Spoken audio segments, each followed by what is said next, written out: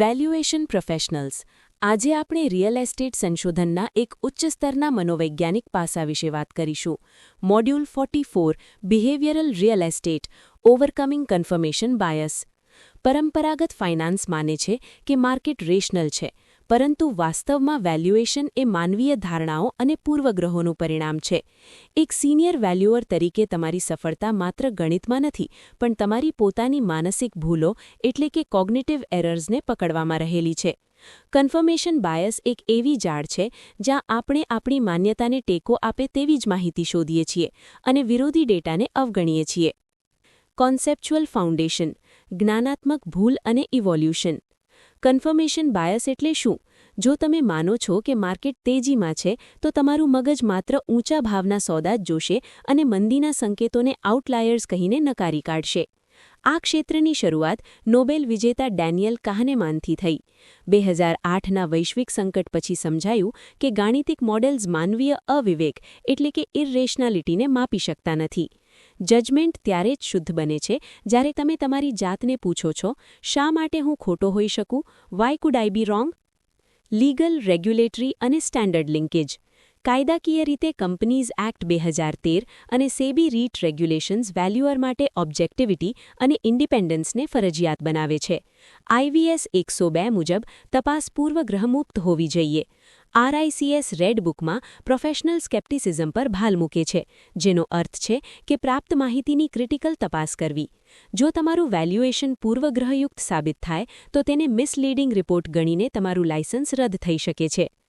Market intelligence અને researcher traps. બજારમાં ઘણીવાર ચેરી પિકિંગ કરવામાં આવે છે, એટલે કે માત્ર એવા સોદા પસંદ કરવા જે ક્લાયન્ટની ઇચ્છિત વેલ્યુને ટેકો આપે. રિસર્ચર વિચારે છે કે આ ડેટા મારી વેલ્યુ સાબિત કરે છે, જ્યારે સિનિયર વેલ્યુઅર વિચારે છે કે આ ડેટા મારી ધારણાને ખોટી પાડે છે, મારે તેની વધુ તપાસ કરવી જોઈએ. ખાસ કરીને માર્કેટ સાયકલના ટોચના સ્તર પર આ પૂર્વગ્રહ સૌથી વધુ જોખમી છે. ફાઇનાન્શિયલ લોજિક અને સ્ટ્રેસ ટેસ્ટિંગ. ન્યુમેરિકલ લોજિકમાં કન્ફર્મેશન બાયસને તોડવા માટે ઇન્વર્ટેડ સ્ટ્રેસ ટેસ્ટિંગ જરૂરી છે. જો તમે 8% એક્ઝિટ કેપ રેટ ધારો છો, તો શું તમે એવા ડેટાને અવગણ્યા છે જે 10% સૂચવે છે? જો ગણતરીમાં માત્ર ઓપ્ટિમિસ્ટિક સિનારિયોઝ લેવામાં આવે, તો IRR ખોટી રીતે ઊંચી દેખાય છે. ઓડિટર હંમેશા એવા ડેટા માંગશે જે તમે એક્સક્લુડ કર્યા છે. તમારી પાસે તેને બાકાત રાખવા પાછળનું તાર્કિક કારણ હોવું જોઈએ.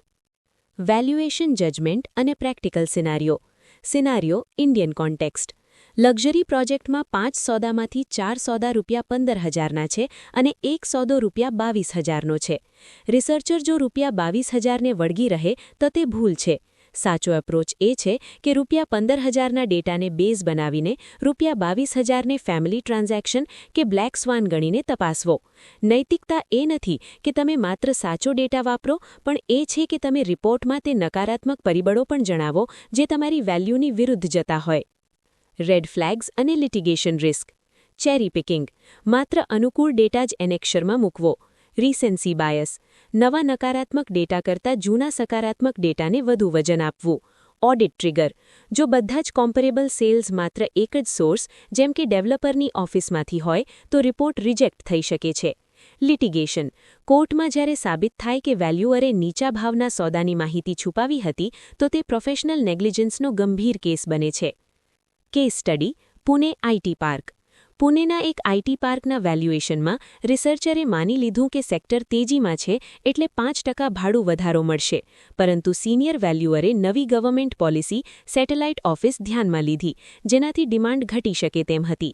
પરિણામે ભાડું વધારો 3% અને વેકેન્સી ફેક્ટર 10% કરવામાં આવ્યું. આ પૂર્વગ્રહ મુક્ત તપાસથી બેંક 15% ઓવર વેલ્યુએશનના જોખમથી બચી ગઈ. અંતે યાદ રાખજો, પોતાની ઓપ્ટિમિસ્ટિક માન્યતાને પડકારવી એ જ વેલ્યુએશનની શુદ્ધતા છે. તમારી એક્સપર્ટીઝ ત્યારે જ સાબિત થશે જ્યારે તમે ડેટાને તમારી મરજી પ્રમાણે નહીં, પણ ડેટા જે કહે છે તે પ્રમાણે રજૂ કરશો.